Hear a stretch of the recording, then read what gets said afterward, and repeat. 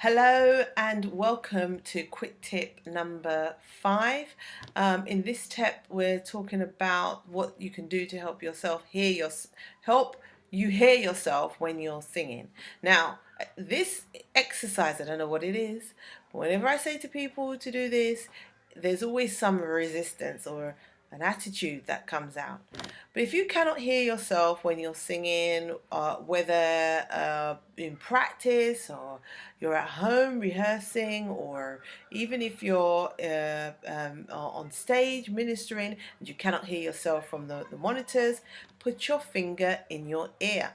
If you put your finger in your ear or your hands over your, just like this, immediately you can hear yourself. It's such a simple um, thing to do. Doesn't cost a penny, and you certainly will not strain your voice or miss your pitch, or sing off key if you just do this. Now, I always remind people, when you see professionals on stage, whether you're watching one of these audition shows or whatever it is, when you see them, the professionals on stage, they always have something in their ear. They have a little earphone in their ear that allows them to hear themselves. So because you can't see them doing this, doesn't mean that they're not hearing themselves. They actually can hear themselves in their ear.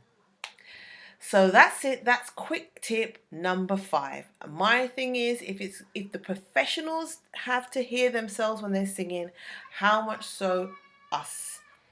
Whether you're at home, whether you are in rehearsal, or whether you are on stage, you can't hear yourself, put your finger over your ear, hand over your ear or finger in your ear so you can hear your voice. That's it. Take care. Thank you. See you in quick tip number 6.